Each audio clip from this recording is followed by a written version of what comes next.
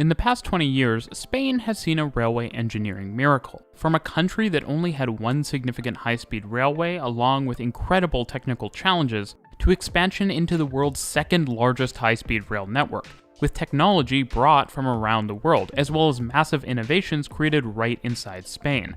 And when you consider the fact that the country has a modest population of 40 million people, it's obvious that it's the largest network in the world per capita by far, with nearly 4,000 kilometers of high-speed tracks. So let's talk about Spain, what makes it the world's leading country in high-speed rail, and how despite all of the challenges, the system was built in less than 20 years. If you live near a high-speed rail line or regularly use high-speed rail service that you want to see covered on the channel, particularly in Italy, France, Taiwan, or the UK, then send us an email because your system might be next. Despite the enormous amount of high-speed rail that's been built in the country, Spain's geography is not necessarily friendly to high-speed rail construction, where the long curves and relatively gentle grades preferred run up against the country's oft mountainous terrain.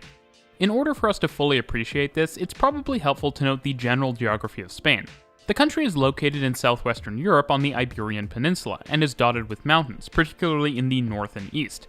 The country's largest city is Madrid, which is located highly centrally and has a Transit Explained video that you should definitely check out right after this one.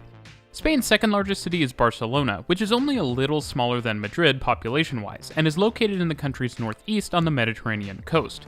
Rounding out the top 10 largest areas are Valencia, which also has a dedicated video, Malaga, Alicante, and Seville, most of which are either on or close to the Mediterranean, Bilbao, and the Oviedo, Gijón, Avieles region, which are in the country's north on the Atlantic, as well as Zaragoza, which is in the east of the country, halfway between Madrid and Barcelona.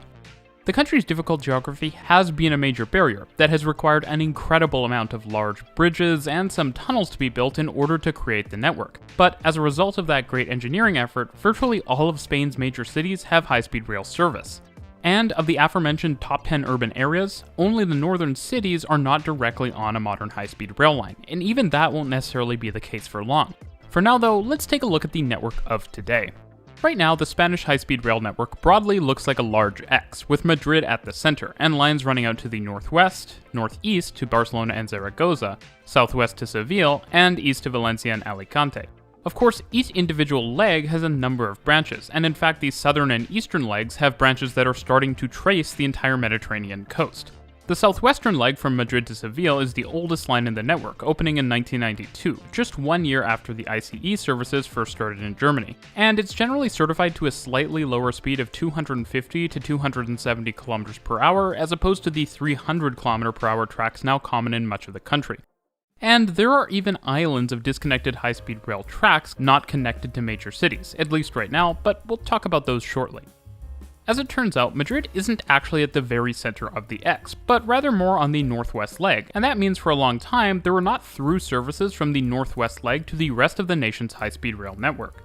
Instead, passengers had to get off at Madrid's northern railway station, Chamartín, hike it across town, and get on a different high-speed train at Atocha, Madrid's southern station. Fortunately, with the opening of the new cross-city high-speed rail tunnel, services can now run across the country, something which they previously did by sometimes completely bypassing Madrid to the south. You're probably curious if Spain has a cool name for its high-speed rail services like TGV or ICE, and indeed it does, AVE, which is even 3 letters to boot. It stands for Alta Velocidad Española, and the word AVE means bird, quite apt for a high-speed rail service across the country, I'd say. Speaking of the TGV, there are actually direct services onto the Spanish network by a number of TGV services, allowing for direct travel from Barcelona to Lyon, Paris, and Toulouse. In fact, as it turns out, on the Madrid to Barcelona corridor, there are a ton of different operators which compete, with AVE and Ireo, owned by Trenitalia, as well as 2 low-cost operators, SNCF's Ouigo and Renfe's Avlo service. This is all made possible by ERTMS, a European standard signaling system that is increasingly being used around the world and even allows freight trains to utilize some parts of the high-speed rail network, making for a complex operation. What's interesting about Spain is that, like fellow high-speed rail nation Japan, its legacy railway network is not standard gauge, but rather the broad 1668mm Iberian gauge. This created a lot of challenges due to Spain's desire to connect to neighboring France's high-speed rail network, which is standard gauge, but also opportunities. because unlike Japan's narrow-gauge mainline railways, Iberian gauge is actually capable of handling high-speed trains since it's so broad. Because of this, some services that might be called high-speed were actually created before standard-gauge high-speed rail lines were broadly available. One example of this is the higher-speed corridor from Plasencia to Badajoz, and another exists along the Mediterranean with the Euromed service, which once operated TGV-derived trains using Iberian gauge. Now, to be clear, Spain has, for the most part, not built out an Iberian gauge high-speed rail network. Most new and upgraded lines use standard gauge and 25 kV AC power, whereas some other main lines use 3000 volts DC. So while not all high-speed rail lines are standard gauge, most standard gauge lines are high speed. But this poses a problem. How can connections be made to cities that aren't on the standard gauge high-speed rail network, like Santander and Bilbao? And how can Iberian gauge trains still running to many parts of the country benefit from the high-speed rail lines that have been built? The answer is pretty amazing. Gauge-changing trains, and not just gauge-changing, in-motion gauge-changing high-speed trains. And these are actually a well-proven technology at this point in Spain, so they aren't just some funky Gachapon technology. No, this is an incredible piece of technology. Essentially, throughout the country there are stations where trains running on the legacy Iberian gauge network can change gauge to operate on standard gauge tracks. Some of the time this is to travel into France, which has a standard gauge network, but a lot of the time it is to allow trains within Spain to change to standard gauge to operate over a high-speed line, before changing back to Iberian gauge, often on different Alvia or Avant branded services. A great example can also be seen on the Euromed service, where gauge-changing trains allow for high-speed services to operate increasingly on dedicated, newly built high-speed rail lines, while still using traditional Iberian gauge tracks where necessary. As a commenter on a previous version of this video mentioned, sometimes a section of tracks using Iberian gauge will even be completely rebuilt to higher speed standards with wider curves and the like, but not converted to standard gauge until other infrastructure that legacy traffic can use comes online. And sometimes, rebuilds will actually use sleepers that have space left for standard gauge rail spacing to be used in the future, in a brilliant stroke of future-proofing. All of this has allowed a more piecemeal build-out of the high-speed rail network, allowing new high-speed bypass lines to sometimes be built and used without being immediately connected to the rest of the high-speed rail network. Now, to be clear, the gauge-changing trains are speed limited to 250 km per hour, due to the complicated nature of the gauge-changing mechanisms in the bogies, and they can't take complete advantage of high-speed rail infrastructure compared to regular standard gauge trains. But as opposed to having to use legacy lines, these are a big step up, and there are actually even tests underway for trains that can hit the full 300 km per hour top speed on most high-speed rail lines and have gauge changing.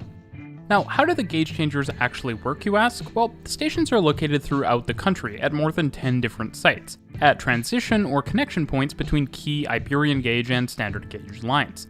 The system is really cool because the train doesn't need to stop to pass through it. They just need to slow to very low speeds, and unlike was the case with earlier technologies, you can have gauge changing multiple units and locomotives, so the train truly never has to stop. Initially, different technology was developed by the two main rolling stock manufacturers in Spain, Talgo and CAF, but the newest gauge changers can actually work with either type of train. Now, the natural question to ask is, how did Spain pull this grand expansion off? It's often said as an assumption that Spain has gone into crippling debt by spending an unthinkable amount of money on high-speed rail lines to all corners of the country. But the truth is, Spain didn't build an amazing network by spending an inconceivable amount. They did it with shockingly good engineering and project management. This means new high-speed rail lines in Spain are often built at a tenth of the cost of a high-speed project like High Speed 2 in the UK, and just a fifth of the cost of California high-speed rail. In fact, even China can't match Spain's efficiency here. A lot of this was achieved using the piecemeal approach I mentioned before, building sections of the network that could be completed cost-effectively while studying and executing more complex projects, like the Cross-Madrid Tunnel over longer time spans. Spain also benefits from public institutions like Renfe, the national rail operator, and ADIF, the national infrastructure operator, both of whom have tons of experience with big projects, as well as a booming construction market, which is why Spanish engineering and construction companies are building infrastructure all over the world, from Vancouver to Mexico City to London. Of course, it also doesn't hurt that Spain has built a highly radial network, minimizing the amount of times extremely complex city approaches need to be built. One place the Spanish high-speed rail network falls down a bit is ridership. The system has much less intensive per-kilometer ridership than other major countries in Europe, but that's probably to be expected. Spain is a smaller country than, say, France, and has a lot more high-speed rail per capita. Most of its high-speed rail lines are also just much newer, so they haven't had the time to attract significant ridership and change people's travel habits. The network also somewhat suffers from its Madrid-centered layout, with less direct services to and from Barcelona, which lead to less ridership coming out of that region of the country. And unfortunately, one policy that's quite unlikely to attract riders is airport-style security implemented at stations. While it is well-intentioned, it likely isn't all that useful and significantly worsens the travel experience. Another problem that does rear its head, especially as you look at high-speed rail stations in smaller and smaller Spanish cities, is that the high-speed rail stations are often sort of in the middle of nowhere, like people often talk about with high-speed rail. This is of course in part because you can't build new lines too close to existing urban areas in order to build cost-effectively, and without setting off a NIMBY storm. And that means intermediate stations are often far from the area they are meant to serve, sometimes with no shuttle buses, and nothing but a big parking lot at the station. This situation is only made worse by the fact that the optimal corridor for high-speed service is often already taken by a lower-speed Iberian gauge corridor. Hopefully with the improved gauge changer technology and newly developed gauge change trains in the Talgo Avril family that can handle 300 km per hour, this problem will fade and some services can use legacy lines to get closer into cities. You're probably curious about what trains the network actually uses, and what I find fascinating is that it's a total mix of different rolling stock from across Europe, including TGV and ETR-derived rolling stock from Alstom, German Siemens Velaro rolling stock, and Spanish trains from Talgo and Bombardier. Now, while the older Talgo trains do look quite silly, they're actually nicknamed Pato or the Duck, the newer gauge-changing sets are actually really good-looking in my opinion. I also find it fascinating that there's a good mix of locomotives and multiple unit trains, whereas much of the rest of the world, besides France, has moved all towards multiple units. Albeit my contacts in Spain have suggested that something similar is going to happen in Spain soon. At the end of the day, much like with actually building high-speed rail lines, Spain wasn't afraid to first import something good and then tweak it to make it even better. One thing that's quite amazing about the incremental build-out and interconnected dual-gauge nature of Spain's national railway network is that you get crazy junctions where high-speed and Iberian gauge lines come together and cross one another, sometimes to serve the same station, such as at Antequera, Santa Ana, northwest of Malaga. And as you'd probably expect, given the incredible efficiency of high-speed rail construction in Spain, there are a lot more projects coming. Some new lines are really just upgrades and conversions of older Iberian gauge lines, which means that the days for gauge changers are likely numbered as conversions and extensions continue to happen. Just some of the places getting connected to new under-construction high-speed rail lines include Bilbao, San Sebastian, and the Asturias. The islanded section of high-speed line from Plasencia to Badajoz is also going to be integrated and connected to the rest of the network. There are also very interesting new circumferential connections that will more or less enable direct travel with high-speed service not only from most cities to Madrid, but also someday to Barcelona. These include corridors from Valencia to Alicante, Zaragoza to Pamplona, and Granada to Cadiz. There are also plans in Madrid itself to connect the AVE network directly to Barajas Airport, potentially allowing international travelers headed to Spain to get on a train direct to their final destination right at the airport. It's also likely that someday in the future, another northern connection between the French and Spanish high-speed rail networks, this time in northern Spain, using the TGV South Europe Atlantic line and parts of the line to Toulouse on the French side, will be completed, and this will allow more international service, including likely from Paris to Madrid. I'm also fond of the rather out-there idea of a tunnel under the Strait of Gibraltar to Morocco. This would allow intercontinental high-speed rail services onto the Moroccan high-speed rail system, which was developed with standards similar to a French TGV. Given the relative narrowness of the strait and the fact that the high-speed lines already are fairly close to the water on both sides, this actually seems like something which could eventually happen, so long as the technicalities are figured out, especially as this line would end up crossing different tectonic plates. As always with high-speed rail explained videos, I want to mention Spain's attempts at exporting high-speed rail technology, and these days they aren't just attempts but successes, and in more than one area. For one, Spain built the infrastructure for Saudi Arabia's high-speed rail line from Medina to Mecca via Jeddah. And though riddled in controversy, this was no simple feat because of the extreme heat and desert conditions this line has to pass through. This also tees up another area where exports have been successful: trains. Not only has Talgo successfully exported trains to Saudi Arabia, but they've also sold some to a private operator called Letran, which is going to be using them in France. Spanish rail manufacturer CAF has also sold high-speed trains internationally, including to Turkey and its burgeoning high-speed rail network, as well as to Norway for use on the Oslo Air Rail Link, which I covered in my Oslo T-Bane video. Spain's high-speed rail operational expertise have also been exported, with Renfe being selected as the operator for the embattled Texas Central high-speed rail line among other projects internationally. While all of these successes are great, I think the most important thing to export from Spain's high-speed rail network doesn't really have to do with high-speed rail at all, and it's the automatic gauge changer technology.